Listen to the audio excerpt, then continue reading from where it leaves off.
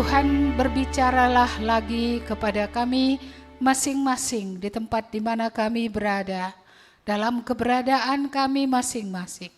Jangan seorang pun dari antara kami yang Tuhan lewati, tapi berkatilah tiap-tiap kami dengan firman-Mu ya Tuhan.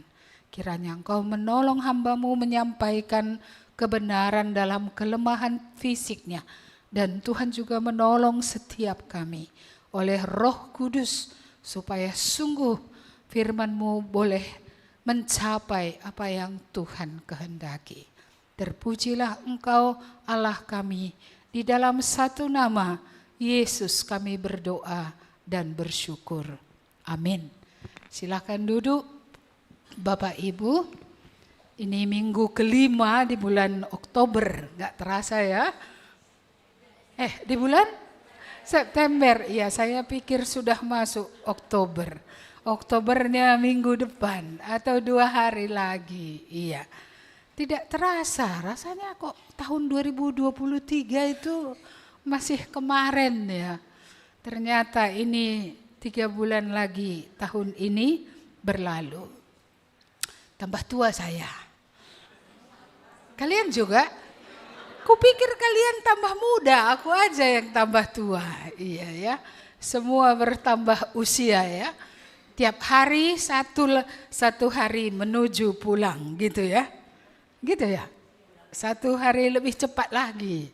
Besok lebih cepat lagi, besoknya lebih cepat lagi. Akhirnya apa?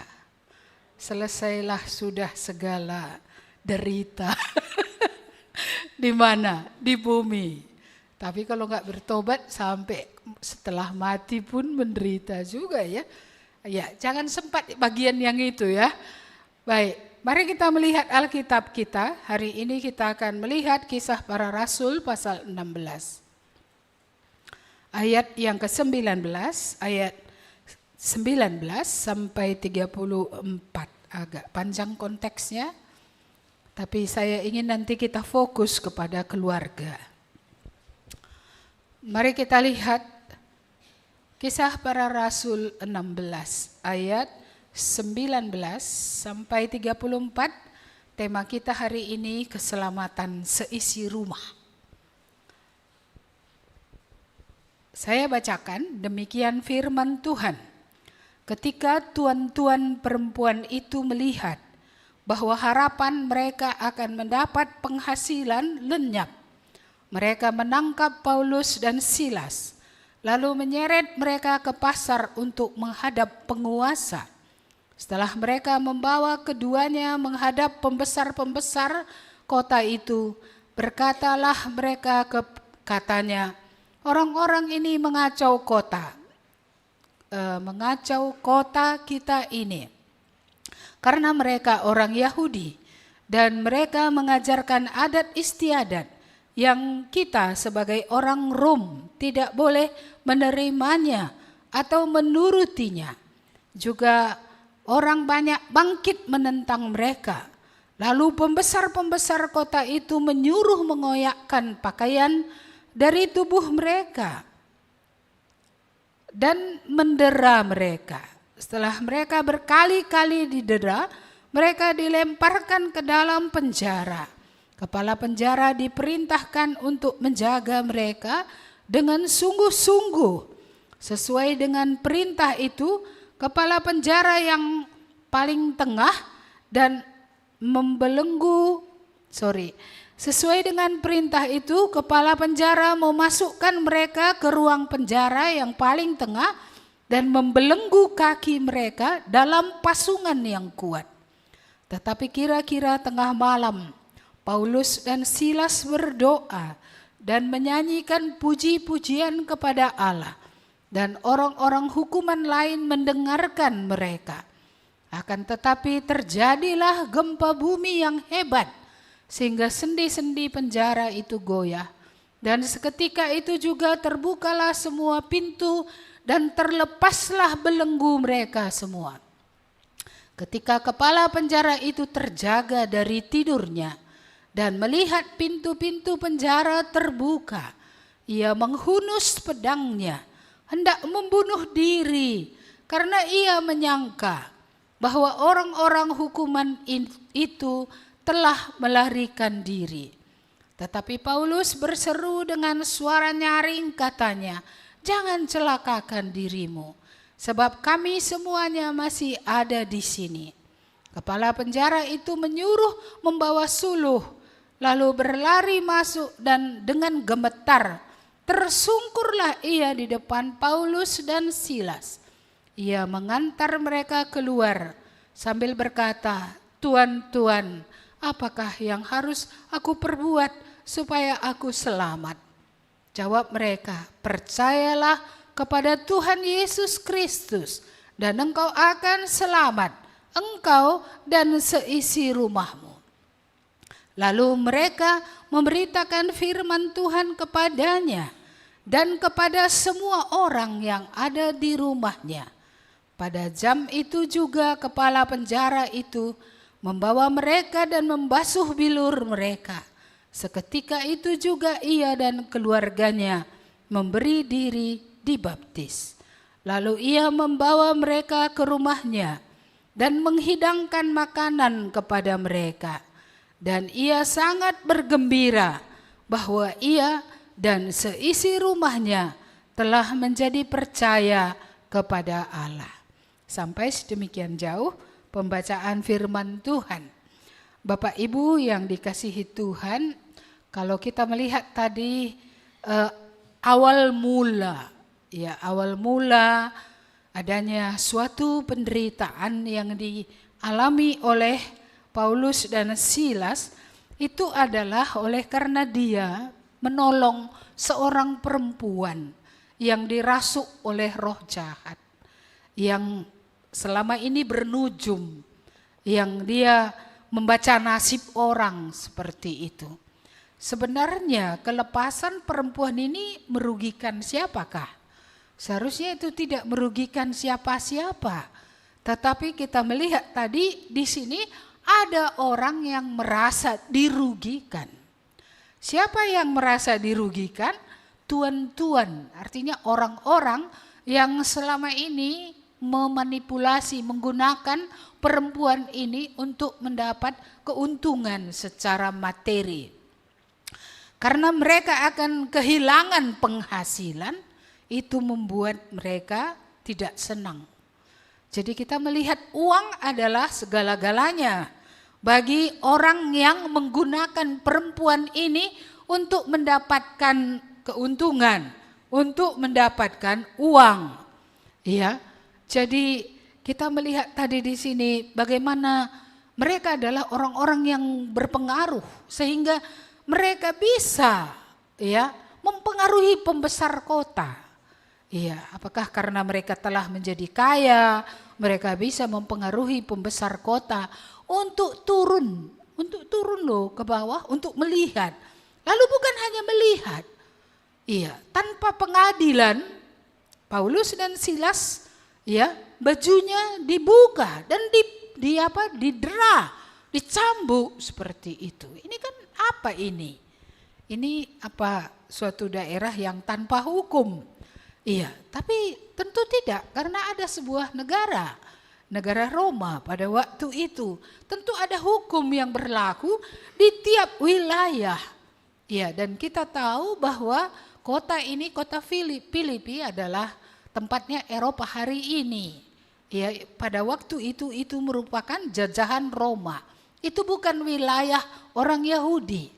Dan yang datang ke sana Paulus dan Silas, walaupun Paulus warga negara Roma, tetapi dia juga bagian daripada orang-orang Yahudi. Jadi kita melihat apa yang terjadi tadi di sini yang membawa kepada penderitaan karena ada orang merasa nggak dapat uang lagi. Nggak dapat keuntungan dengan lepasnya perempuan ini dari kuasa setan. Lepasnya perempuan ini dari kuasa yang membelenggu dia selama ini. Jadi tidak semua juga kalau orang ditolong oleh Tuhan Yesus, orang lain senang. Nggak semua senang. Ini buktinya orang-orang pengusaha ini tadi yang memanipulasi menggunakan perempuan ini untuk mendapatkan uang tidak senang. Ya, tidak senang. Hari ini juga ya kalau adalah katakan orang-orang yang narkoba gitu, dilepaskan dari narkoba. Ya, maka apa? Ya, agen narkoba akan merasa dirugikan. Iya, bahkan bisa saja terjadi juga. Orang-orang yang merasa dirugikan itu akan menimbulkan kekacauan. Iya, jadi kita melihat di sini not only one side, tidak hanya satu sisi ya yang indah, tapi kita melihat juga sisi lain ya yang tidak indah. Karena kelepasan perempuan ini seharusnya orang-orang bersyukur, tapi di sini kita melihat kelepasan orang ini membawa ya orang-orang yang merasa dirugikan untuk mendatangkan kekacauan, sehingga Paulus didera dan Silas ya, dan bukan saja didera, tanpa pengadilan, dari pasar langsung masuk ke penjara. Ketidakadilan sungguh sangat terjadi pada waktu itu. Tetapi apa yang mereka lakukan? Mereka diperlakukan seperti penjahat besar loh. Iya, masa harus ada pengawalan khusus? Dan mereka seperti kriminal yang sangat mengerikan sehingga harus dipasung. Iya, padahal mereka di sana hanya menolong orang yang sedang dirasuk setan supaya lepas dari setan. Karena Yesus memang Tuhan, Dia berkuasa. Dia bisa mengusir setan. Dia bisa melepaskan perempuan yang dikuasai oleh roh jahat itu. Tapi itu mendatangkan kemarahan. Itu mendatangkan tadi ya kerugian material bagi orang tertentu sehingga orang itu menjadi marah. Bagaimana sikap Paulus dan Silas ketika mereka ditempatkan di ruang penjara yang paling tengah? Berarti diapit, ada di kiri, ada di kanan. Dan ada penjaga khusus. Dan mereka macam mana mau lepas kalau dipasung pakai kayu dan pakai rantai. Sebenarnya gak usah ada penjaga, kalau sudah dirantai, sudah dipasung macam mana mau lari. Lagi pula bukankah penjara punya pintu yang kuat. Ya, yang tidak bisa ya orang terobos seperti itu saja. Ya, tapi kita melihat tadi, memang keadaan hati, sukacita tidak bergantung kepada situasi. Ya, tetapi baik Paulus, baik Silas, mereka bisa bernyanyi. Coba ya, mereka bisa berdoa. Mereka masih bisa ya datang kepada Tuhan. Dan mereka bukan mengeluh. Ya, kenapa harus ku alami ini? Kalau yang baik yang kulakukan, mengapa harus aku menderita semua ini? Ya, kalau aku ya dipakai oleh Tuhan untuk melepaskan orang ini dari belenggu kuasa setan. Mereka tidak mengeluh, tapi mereka datang kepada Allah semesta langit dan bumi, Allah yang dapat dikenal lewat Yesus Kristus. Karena sejak manusia berdosa, Allah gak nampak, siapapun gak pernah lihat. Jadi harus ada yang menyatakan siapa Dia.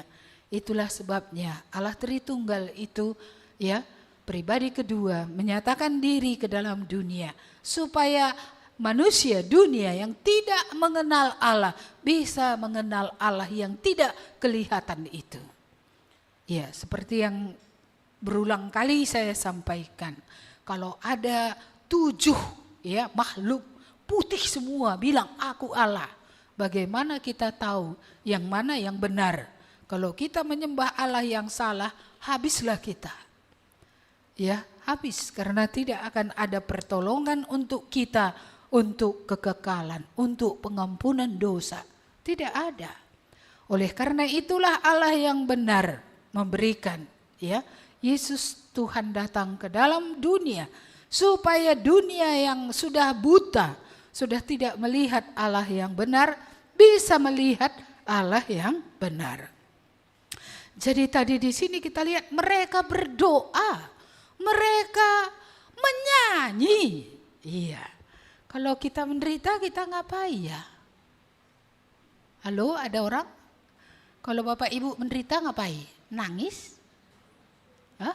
Ngapain? Nangis, merepet, mengeluh, atau apa? Apakah kita berdoa ketika kita menderita? Iya, ataukah gitulah Tuhan ini gak baik sama aku. Dari dulu gak baik, istriku diambil, ya kan? Apalagi makanku kurang, pindah pula stasiun bus ke mana ke sana, sehingga iya, Bapak siapa ya, Bapak Angel, gak ada lagi langganannya, becaknya. Iya kan, ini kan penderitaan ini loh. Pindah stasiun dia menderita. Iya kan, mengapa? Ya karena di sana kan sudah ada orang mangkal yang dari dulu sudah ada di situ. Lalu bagaimana dia ke situ bergabung dengan mereka? Iya, sehingga hari ini kalau ada kerjaan kasih dia kerjaan ya. Iya, siapa tahu ada kita yang perlu bantuan ya kan, bisa gitu ya. Maksud saya beginilah situasi yang terjadi. Kadang-kadang unexpected gitu ya, tak terpikirkan. Siapa pernah mikirkan stasiun bakal dipindahkan semua? Enggak pernah. Ya. Dan hari ini pun enggak tahu juga di mana orang stop, sepanjang jalan bisa stop. Iya. Ya seperti itu ya. Kalau ada tadi tempat khusus, ya mungkin tempat khususnya stasiun yang di Pinang Baris sana. Iya. Tapi mungkin gak ada lagi penumpang sampai di Pinang Baris. Karena rumahnya di Padang Bulan. Mau cepat-cepatlah dia turun kan. Dia turun di mana saja. Jadi kesulitan bisa muncul seperti itu. Tapi apa yang kita lakukan? Apakah kita masih percaya Allah tidak berubah? Dahulu, sekarang, selama-lamanya. Dia tetap Allah yang berkuasa. Dia tetap Allah yang menyediakan. Dia tetap Allah sumber berkat. Ya. Dan padanya tidak ada yang mustahil. Iman ini yang dicari ini. Masihkah kita punya iman? Apakah kita punya iman kepada Allah yang besar itu? Paulus dan Silas punya iman. Dan situasi tidak membuat mereka menangisi diri gitu ya kan. Meratap, mengapa kami melakukan yang baik dan yang benar, tapi kami mengalami semua ini, gak ada. Tetapi dia berdoa, dia merendahkan diri di hadapan Tuhan. Dan mereka menyanyi karena percaya bahwa Allah itu great, sangat besar, sangat luar biasa. Ya, saya harap kita naik kelas, tidak meletakkan hati kita kepada situasi, tapi meletakkan seluruh iman dan hati kita kepada Allah yang tidak terbatas, yang dahulu dengan berfirman saja telah menjadikan langit dan bumi dan segala isinya. Ya, Allah yang tidak dapat dibandingkan dengan apapun juga, dan dia mengusahakan kita mengenal dia. Dengan Yesus datang ke dalam dunia menunjukkan siapa Allah yang sesungguhnya. Bapak Ibu yang dikasihi oleh Tuhan, apa yang terjadi ketika mereka percaya kepada Tuhan, ketika mereka berdoa, ketika mereka memuji, orang-orang di penjara itu mendengar. Jadi bukan di gereja saja orang bisa berdoa dan memuji ya. Segala tempat bisa menjadi tempat yang kudus ketika di situ orang memuji Tuhan dan menaruh pengharapan mereka kepada Tuhan. Orang-orang di penjara mendengar. Tapi kepala penjara sudah tertidur karena tengah malam. Iya kan? So, what happened? Apa yang terjadi? tiba-tiba gempa terjadi. Siapa yang pernah mikiri Tuhan pakai gempa? Tapi gempa terjadi pada malam hari itu ketika mereka memuji Tuhan. Sesuatu terjadi, gempa terjadi, pintu-pintu penjara terbuka. Belenggu-belenggu yang mengikat, ya apa namanya?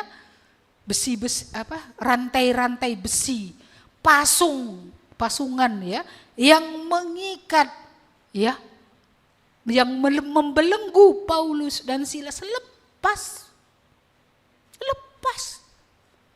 Iya, lepas. Iya, jadi kalau datang sama Tuhan bisa lepas ya. Lepas.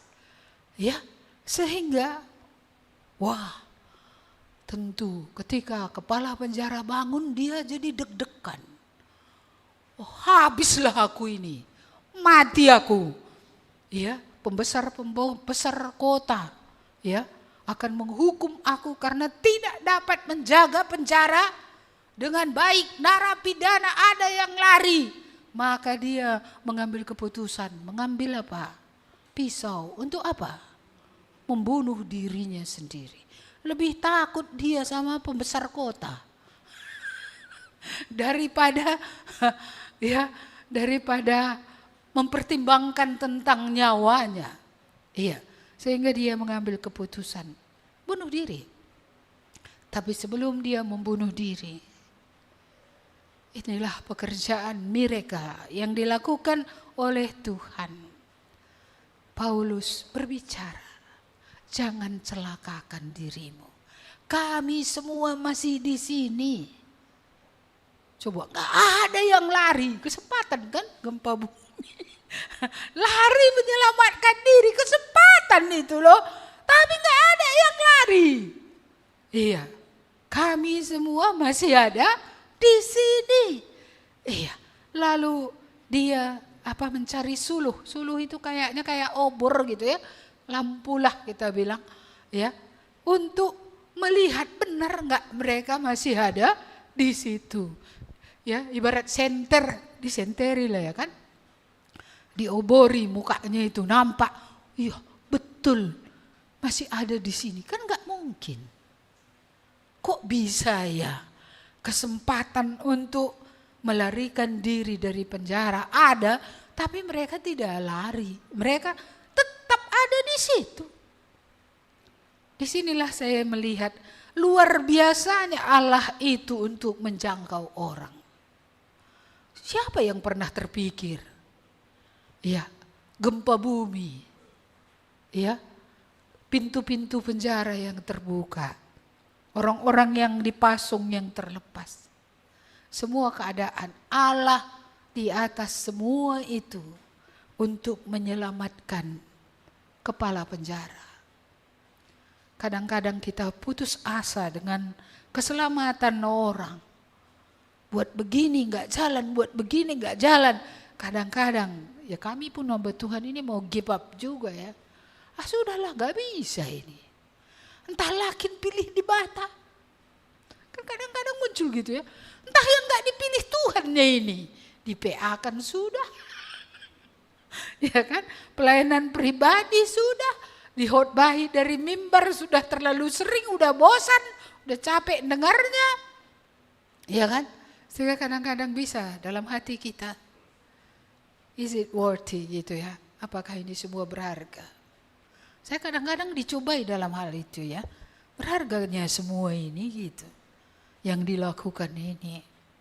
Tapi merenungkan kembali tentang nats ini, karena hanya ini yang Tuhan kasih sama saya untuk kita, ya kan. Walaupun saya baru ikut conference Lawson ini bukan khotbah dari conference Lawson, gak ada yang dari sana yang saya ambil ini. So cuma ketika mengumpulkan apa yang mau dibagi Tuhan tentang keluarga gitu ya, pada minggu yang terakhir di bulan ini yang Tuhan taruh. Tahukah engkau Allah tidak terbatas caranya untuk berbicara kepada manusia, supaya manusia yang binasa, yang berjalan menuju kepada maut, bisa sampai kepada keselamatan di dalam Tuhan Yesus. Dan inilah yang terjadi. Ya, kepala penjara itu bertanya, "Tuhan, Tuhan, apa yang harus kulakukan supaya aku bisa beroleh selamat, beroleh hidup kekal?" Ini kerinduannya rupanya. Allah tahu. Mungkin Paulus nggak tahu. Tapi Allah tahu kerinduan kepala penjara ini. Dia ingin selamat. Dia ingin beroleh hidup yang kekal. Allah melihat dari sorga hati manusia yang hidup di bumi ini. Siapa di antaranya yang di dalam hatinya itu ada jeritan, "Tuhan, bagaimana supaya aku selamat? Bagaimana supaya aku tidak ke neraka? Bagaimana supaya aku tidak dihukum selama-lamanya?" Ya, Tuhan mengetahui karena Dia Allah yang Maha Tahu. Dan kita melihat peristiwa yang dari satu sisi adalah sebuah penderitaan, tapi di sisi lain menjadi berkat bagi kepala penjara ini. Karena inilah harinya, ya, akhirnya dia bisa mendengar tentang Tuhan Yesus. Akhirnya dia bisa tahu jalan keselamatan. Akhirnya dia tahu jalan ke sorga. Iya, ini sungguh satu hal yang luar biasa. Saya melihat di sini Allah sungguh tidak terbatas. Kadang-kadang kita membatasi Allah menurut pikiran kita. Kita berpikir, ya, bagaimana bisa? Bagaimana lagi? Kita bisa buntu, kita bisa kehilangan cara. Kita bisa tidak tahu lagi what we can do, apa yang bisa kita buat. Tetapi Tuhan tahu apa yang Dia buat. Dan Dia menjangkau kepala penjara ini lewat peristiwa yang dalam tanda kutip bagi Paulus dan Silas adalah penderitaan. Tapi mereka juga gak dibilang mereka merasa menderita kali, enggak juga. Walaupun mereka diperlakukan tidak adil, walaupun mereka dipasung di kaki dan tangannya, ya, diikat, dipasung, kita melihat, ya, mereka masih memiliki sukacita dari sorga di tengah segala keadaan buruk itu. Jadi enggak semua yang buruk ini akan mendatangkan yang buruk, ya. Bisa saja keadaan buruk yang kita alami mendatangkan yang baik bagi kita atau bagi orang. Bagi orang. Ketika Lazarus dijadikan alat peraga, dia sakit dan mati. Itu kan penderitaan. Tapi apa yang baik dari sakitnya Lazarus dan matinya dia dan dikuburkan sudah bau? Ada yang baik? Ada. Karena apa? Karena disitulah Yesus membuktikan Dia Tuhan. Dia mengembalikan nafas Lazarus. Orang mati dibangkitkan kembali. Orang-orang melihat, oh, Dia bukan seorang nabi saja yang bisa menyembuhkan orang sakit. Kalau Dia hanya nabi, bagaimana Dia mengembalikan nafas? Bagaimana Dia menghidupkan orang mati? Tapi orang mati, Lazarus yang sudah 4 hari, sudah busuk. Saudaranya bilang, udah busuk Tuhan. Mau apa lagi kau dengan dia? Dia sudah busuk. Tapi Allah kita, ya, Allah yang berkuasa. Yesus membangkitkan Lazarus dari antara orang mati. Bukan untuk Lazarus itu sendiri. Tapi untuk Marta, untuk Maria, untuk murid-murid, untuk orang banyak. Yang akhirnya semakin mengenal Yesus. Dia bukan saja nabi, rabbi, guru, tetapi Dia adalah Allah, Dia adalah Tuhan. Segala kuasa ada di dalam tangannya. Dia bisa, ya, menghidupkan kembali Lazarus yang mati. Allah kita Allah yang hidup.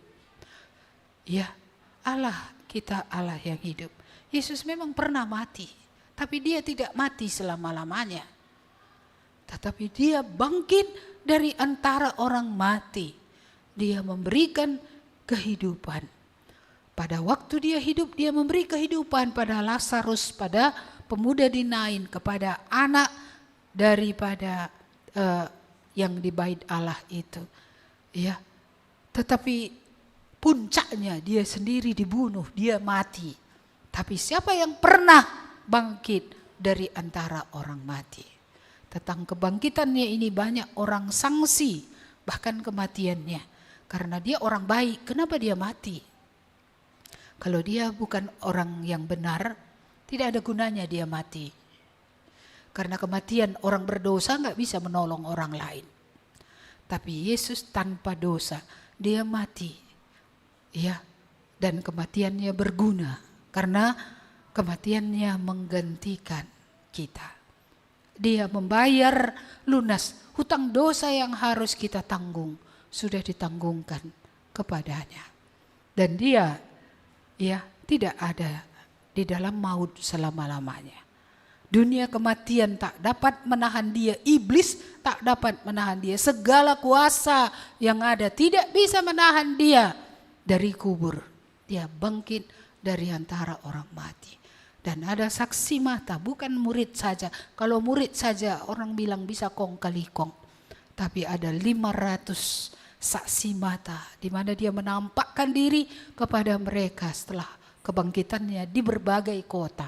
Bukan di Yerusalem saja. Saudara-saudara yang dikasihi Tuhan, Allah kita, Allah yang hidup. Yesus adalah Allah yang hidup. Dan kita melihat tadi di sini, kepala penjara dijangkau dengan cara yang tak pernah terpikirkan. Inilah yang masih kita nantikan. Bagaimana orang-orang yang berdosa akhirnya terbuka matanya dan menyadari ada jaminan keselamatan, ada pengampun dosa, ada jaminan orang masuk ke dalam kerajaan surga. Dan jaminan itu bukan jaminan manusia. Jaminan itu adalah dari Tuhan Yesus sendiri yang datang dari surga ke dunia dan yang kembali ke surga dan akan menjemput semua orang percaya untuk dibawa ke surga, untuk tinggal di surga mulia bersama-sama dengan Dia. Jadi jangan putus asa. Lakukan terus pekerjaan yang menjadi bagian kita. Untuk boleh seperti Paulus bersaksi akan siapa Tuhan Yesus. Bahwa dia juru selamat, dia Tuhan, dia Allah satu-satunya yang dapat memberikan keselamatan. Dan yang selanjutnya di sini dikatakan, mari kita lihat tadi ayat 31. Percayalah kepada Tuhan Yesus Kristus dan engkau akan selamat, engkau dan seisi rumahmu. Senang ayat ini ya? Senang ya?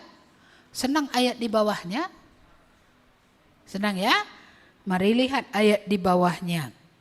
Lalu mereka memberitakan firman Tuhan kepadanya dan kepada semua orang yang ada di rumahnya. Pada jam itu juga kepala penjara itu membawa mereka dan membasuh bilur mereka. Seketika itu juga ia dan keluarganya memberi diri dibaptis. Ayat 34 sama-sama. Lalu ia membawa mereka ke rumahnya dan menghidangkan makanan kepada mereka.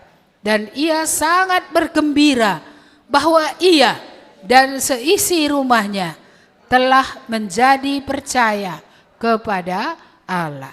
Jadi kita melihat di sini Allah bukan hanya mau satu orang di keluarga diselamatkan. Allah tidak mau hanya kepala penjara itu saja yang diselamatkan. Allah mau seisi rumahnya. Siapa seisi rumahnya? Siapa? Anaknya, istrinya, itu saja? Ya? Siapa saja? Semua orang yang ada dalam rumahnya. Kalau ada pembantunya, ya juga ya kan? Tuhan mau. Tapi bagaimana caranya?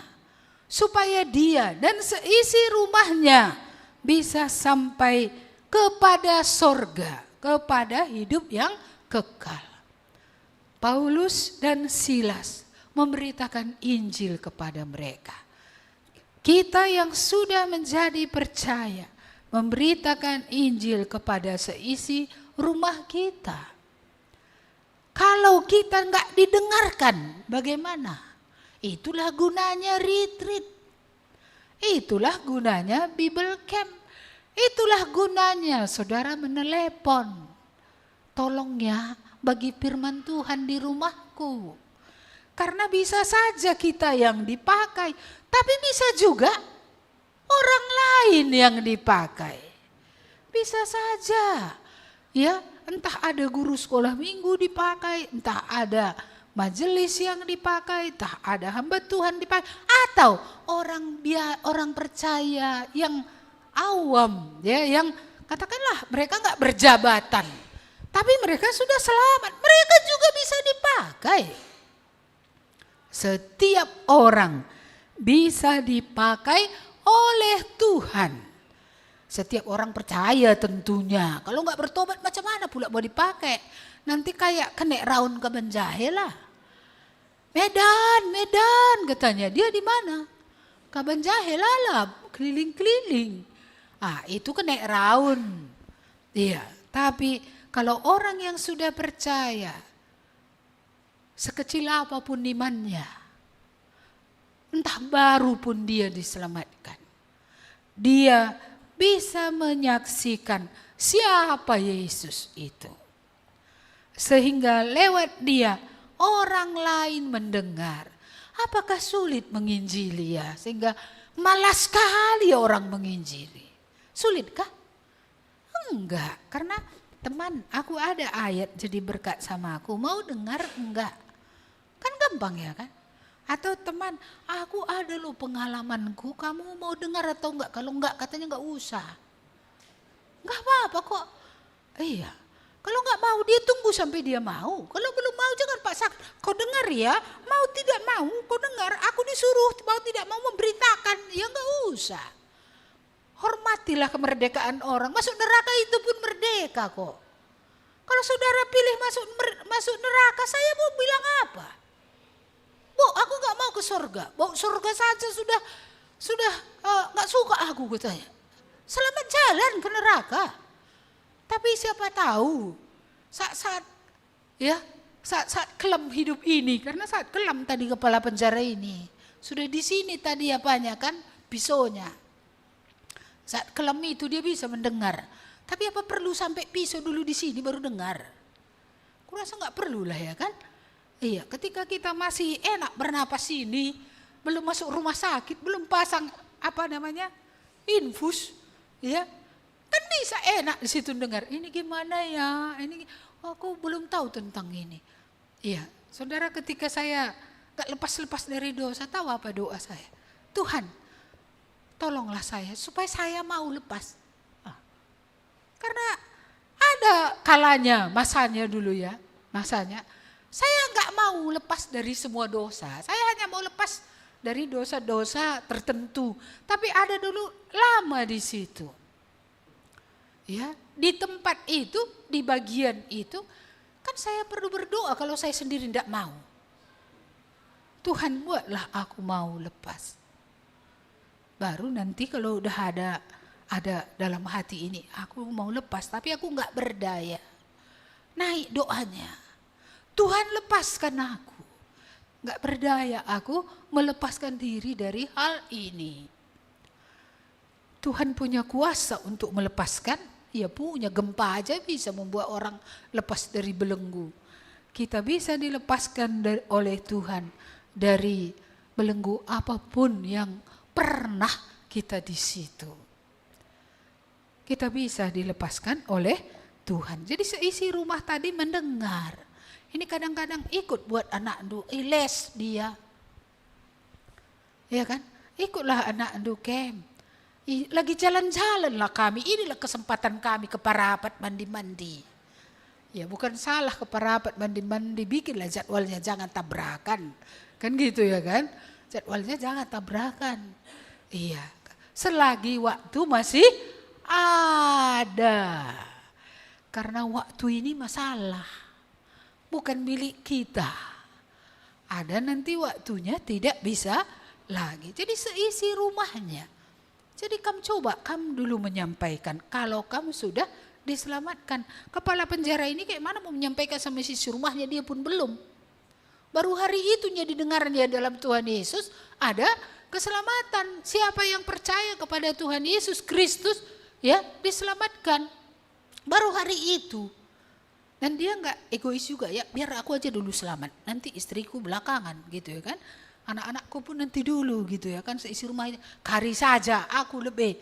Enggak pula dia gitu. Dia mau supaya seisi rumahnya diselamatkan. Jadi kalau saudara adalah seorang ayah yang percaya, di mana mau kamu melihat anakmu nanti di masa depan? Apakah kamu akan melihat dia dari Firdaus di alam maut? Baru di situkah air mata Anda akan mengalir? Kami bersaudara di bumi tapi kami tidak bisa bersama di surga. Kapan mau mengalir air mata ini? Disinilah ketika kita masih hidup. Jangan lalai. Karena hari-hari ini tidak ada yang pasti. Tidak ada. Tidak seorang pun yang hidup hari ini tahu bahwa dia besok masih hidup atau tidak. Tidak ada yang pasti. Sama seperti orang kaya itu. Apa katanya? Hai jiwaku, udah banyak kekayaanmu, udah banyak lumbungmu, udah banyak hartamu. Tenang-tenang aja kau, aman. Tapi apa Tuhan bilang? Malam ini nyawamu kuambil. Tadi udah Iya. Lalu kayak mana? Malam itu dia pulang. Iya. Lalu kemana dia? Ya kepada hukuman selama-lamanya. Karena gak pernah sampai dia kepada keselamatan. Kepada iman kepada Tuhan Yesus. Gak sampai dia.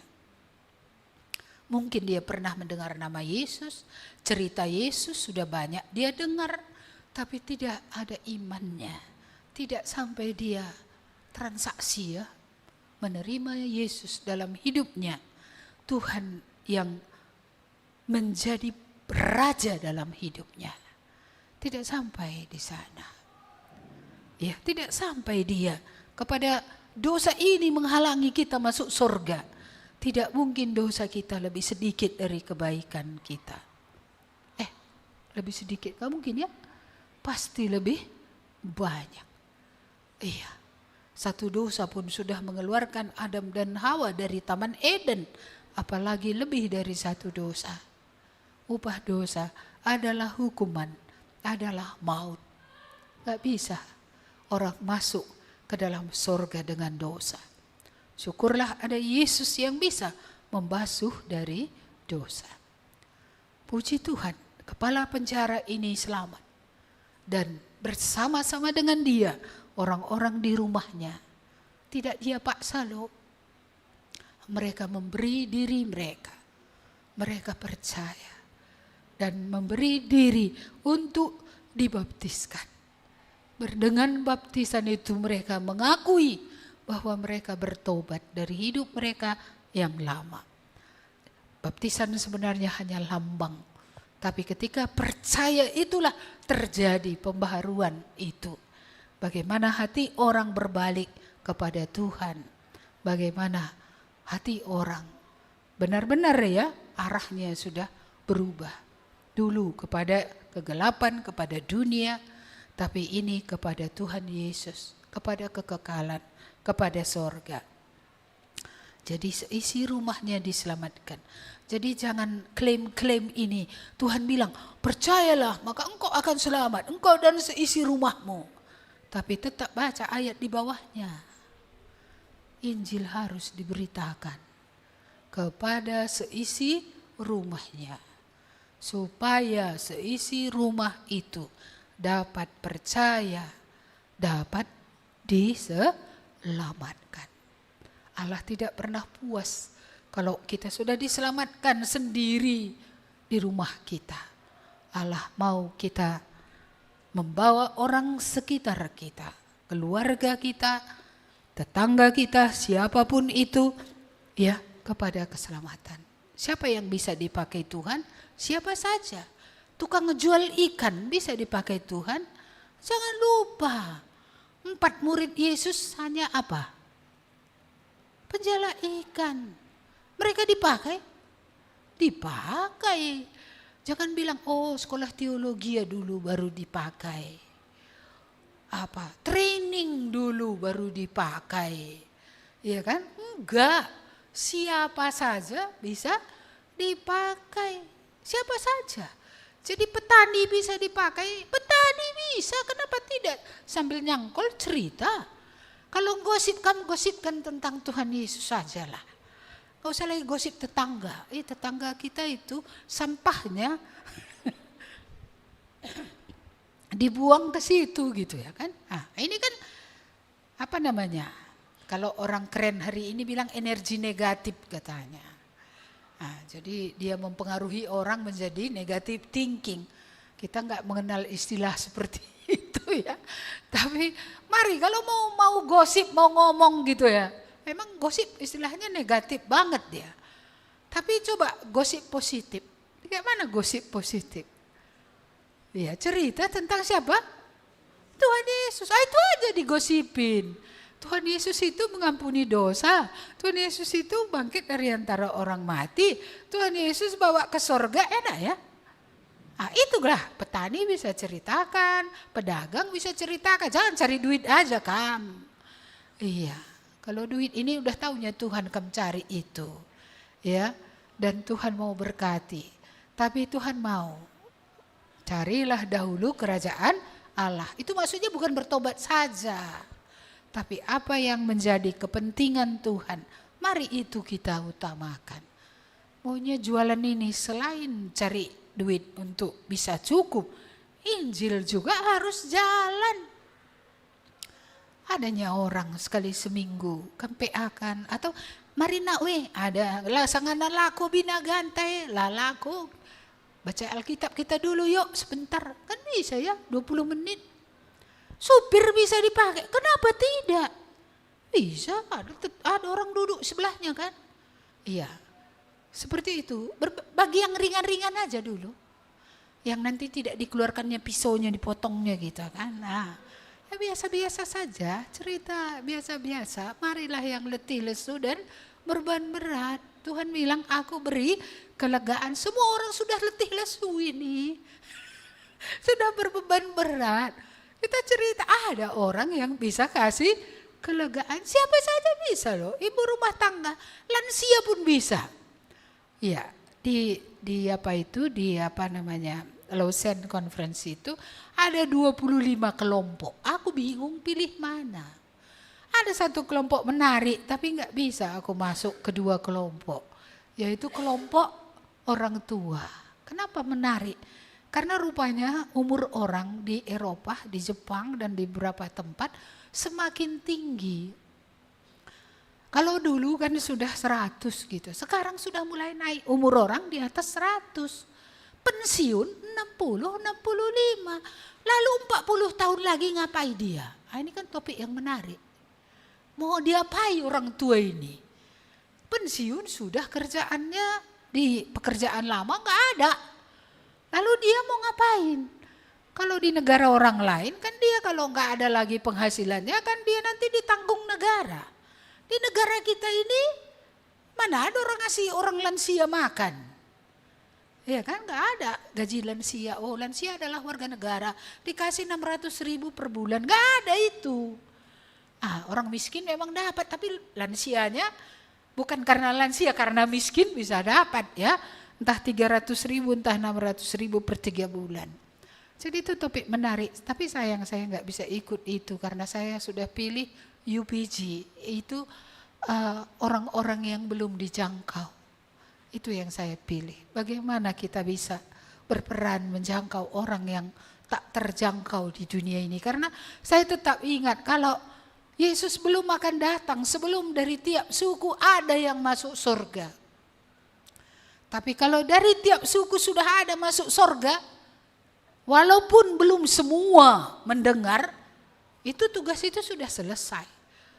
Iya, dan saya berpikir, mana? Iya juga ya. Bagaimana? Ini saya terpikir mungkin saya minta bahan mereka, entah bisa dibaca, entah apa yang bisa kita pikirkan tentang lansia yang sudah lanjut, yang siapa tahu umurnya panjang. Entah walaupun Tuhan bilang berapa tahun di kitab Mazmur, 70 kalau kuat 80. Tapi kalau kesehatan ini makin baik, orang bisa capai 100. Ya, itu 70, 80 kan orang berdosa semuanya itu kan. Apa orang diselamatkan itu ya, apa enggak bisa lebih panjang lagi? Mungkin tak bisa juga lebih panjang, enggak tahu aku. Ya, itu belum kuteliti lah. Tapi yang jelas, kita harus memberdayakan orang tua ini. Supaya jangan mereka merasa, aku lunai mau berguna gitu ya. Kan itu selalu masalah. Kalau sudah menjadi pensiun merasa tidak berguna. Padahal kakek bisa melayani anak-anaknya, cucu-cucunya, cicit-cicitnya, famili-familinya kalau ada. Iya. Dan ini pun menjadi pergumulan juga di dunia hari ini. Karena angka infertility, ya kemandulan sekarang sangat tinggi di dunia. Tapi apakah di manakah Allah yang membelah laut Teberau itu, saya pikir. Apakah gak bisa kita merendahkan diri, saling mengampuni dan meminta supaya Tuhan melakukan mujizat di tengah dunia yang sudah memang menurun kualitas daripada untuk menghasilkan keturunan. Saudara-saudara, mari kita kembali ke firman ini. Tuhan mau bukan orang kepala penjara saja, tapi keluarganya, supaya seisi rumah itu bersama dengan siapapun yang di dalamnya bisa sampai kepada keselamatan. Yang menjadi renungan kita pada pagi hari ini, sejauh mananya hati induk untuk keselamatan seisi rumah. Iya, dulu ketika Yemima berangkat ke Korea, ya suami dan anaknya, waktu itu ya anaknya gak jadi diserahkan karena ketika kami ngomong dengan bapak itu dia bilang, aku lebih percaya kepada yang lain daripada kepada Yesus. Dia lebih percaya kepada batu. Ya, jadi saya gak mungkin menyuruh dia mengakui di hadapan Tuhan akan membawa anaknya kepada Tuhan. Tapi dalam tahun ini saya lewat saya melihat bagaimana bapak itu dibaptis. Dan bagaimana anaknya itu diserahkan kepada Tuhan. Akhirnya saya bersyukur juga di tengah segala hal yang terjadi ini. Kalau sampai juga imannya kepada Tuhan Yesus. Kalau sampai juga imannya, ya, Yesus itu adalah Tuhan dan Juru Selamat. Bukan ketika dia di sini, tapi ketika dia di Korea sana. Dan anak itu sudah diserahkan kepada Tuhan. Itu pun baik. Jadi kita melihat satu-satu akan digenapi. Kalau ada air mata kita tentang keluarga ini. Entah kita melihatnya. Sebagian mungkin setelah kita pulang ke sorga baru dia datang. Enggak masalah. Yang penting kita tidak jemu-jemu untuk merendahkan diri, untuk berdoa kepada Tuhan. Tuhan tidak ada yang dapat menghalangi dia untuk menyelamatkan orang. Tidak ada yang dapat menghalangi dia. Ini memberi saya harapan baru untuk Porsea dan untuk daerah-daerah pelayanan kita ini. Karena kerdil-kerdil kali, sikit gitu ya kan. Iya, jadi saya berpikir segini sajakah Tuhan? Segini sajakah gitu. Saya banyak berurai air mata. Ya, tapi mungkin waktu-waktu panen belum sekarang. Iya, mungkin ini waktu menabur. Tapi kalau tidak ada yang ditabur, Bapak, Ibu, Saudara-saudari, kapan menuai? Kalau tidak ada penaburan, tidak ada penuaian. Taburkanlah. Bukan dalam keadaan baik saja. Taburkanlah di kantor, kepada teman, kepada siapapun. Dengan hikmat, dengan pimpinan Tuhan. Kalau kita hidup benar-benar berbeda dari yang lain, tabiat Kristus nampak di kita, pasti ada orang bertanya. Orang bertanya itu adalah orang yang mau dijangkau oleh Allah. Karena itu kita tidak bisa berdiam diri. Ya, kita mau seisi rumah kita. Dan kalau bisa bukan seisi rumah kita, siapa saja yang dipertemukan Tuhan di jalan hidup kita. Jangan bosan, jangan stop. Gosip tadi, gosip tentang Yesus ya. Jangan gosip tentang yang lain. Ngomonglah tentang siapa? Tentang Yesus lah ngomong. Jangan yang lain gak perlu diomongkan. Tentang Yesus ini perlu diomongkan. Karena ini menentukan surga atau neraka. Amin. Mari kita berdoa. Terima kasih Tuhan atas firman-Mu. Kami boleh belajar. Tidak semua penderitaan mendatangkan yang buruk. Allah sedang merenda segala penderitaan. Supaya boleh kami tetap berdoa, bertekun. Supaya kami tetap memuji Tuhan. Dan supaya rencana Allah digenapkan lewat hidup kami. Karena Engkau tidak mau kami diselamatkan. Tetapi orang-orang yang dikasihi Tuhan di sekeliling hidup kami, di jalan hidup kami akan binasa. Tuhan, kami mengucap syukur. Kembali kami melihat pekerjaan-Mu yang luar biasa, yang belum berhenti untuk membawa orang kepada pengenalan akan Yesus, untuk membawa orang kepada pengampunan dosa dan keselamatan. Kami bersyukur Tuhan, Engkau sedang bekerja di dunia yang Engkau ciptakan ini, supaya di segala belahan bumi ada orang yang akan mendengar kabar baik. Kami berdoa untuk pribadi-pribadi, orang yang diselamatkan, agar Tuhan beri keberanian, Tuhan beri hikmat, supaya secara sederhana berbagi.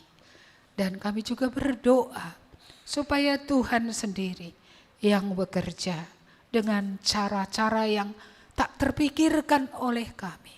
Kami merindukan pos-pos perintisan yang ada, supaya Tuhan sendiri yang terus bekerja. Kami merindukan bukan waktu menabur saja, ya Tuhan, dengan berurai air mata sambil berjalan maju.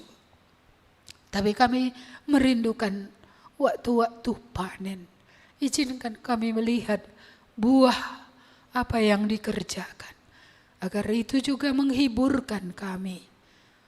Ketika kami harus berkorban, ketika kami harus menderita, ketika kami memberikan waktu, tenaga, uang, dan segala yang ada untuk pekerjaan Tuhan. Dan kami juga berdoa supaya kami semua tidak menjadi pemalas-pemalas, supaya kami tidak menutup mulut kami akan kebenaran. Karena Engkau mau, bukan kami saja, tapi orang lain di jalan hidup kami. Di dalam hidup kami yang Tuhan berikan yang singkat ini, ada orang akan melihat Tuhan, bertanya tentang Tuhan, melihat kami. Bagaimana kami tidak mengeluh dalam hidup ini, bagaimana kami bersandar penuh kepada Tuhan dalam setiap situasi.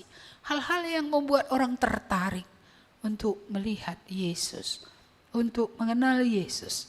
Kami berdoa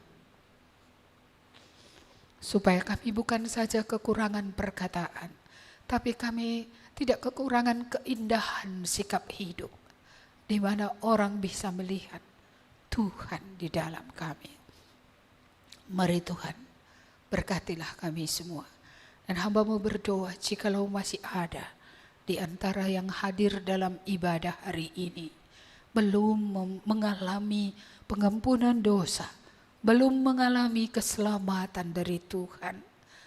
Hamba-Mu berdoa kiranya hati mereka dilembutkan, hati mereka terbuka terhadap Engkau, dan mereka benar-benar percaya dan datang kepada Tuhan dalam hidup mereka. Oh Tuhan, betapa ruginya kalau kami memperoleh seluruh dunia, tapi kami binasa di dalam dosa. Betapa ruginya juga kami yang percaya mengejar segala yang ada di dunia, tidak meluangkan waktu kami untuk orang lain, tidak menunjukkan kasih, tidak memberitakan kabar baik. Oh Tuhan, tolonglah kami supaya di tengah sulitnya kehidupan ini, di tengah perjuangan kami untuk makan dan minum, sebagaimana janji-Mu Engkau memelihara kami tetap fokus kepada apa yang terpenting bagi Tuhan. Karena untuk itulah Engkau datang.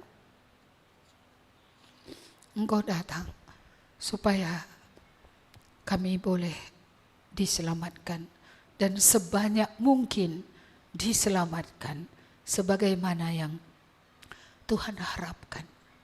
Terima kasih Bapa. Kiranya Roh-Mu membuka mata yang buta, telinga yang tertutup, hati yang keras. Kiranya Tuhan melembutkan. Kiranya hari ini Tuhan bekerja di tengah kami sehingga ada yang pindah dari dalam maut ke dalam hidup. Terima kasih Tuhan, kami bersyukur atas seluruh ibadah ini dari awal sampai kepada akhirnya. Termulialah Engkau dalam hidup kami. Jemaat pulanglah, terimalah berkat Tuhan. Kasih karunia yang besar dari Allah Bapa. Pemberian kasih yang terbesar yaitu Yesus Kristus. Dan Roh Kudus menyertai semua saudara hari ini, seterusnya sampai selamanya. Amin. Kepada Allah beri puji.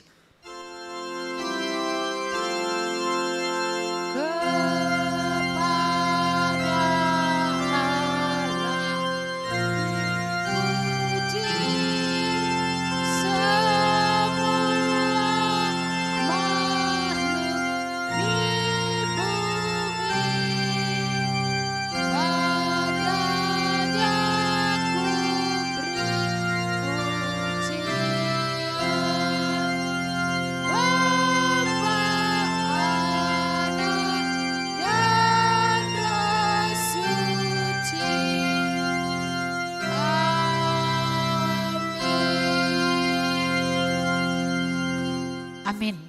Tuhan memberkati, selamat hari Minggu.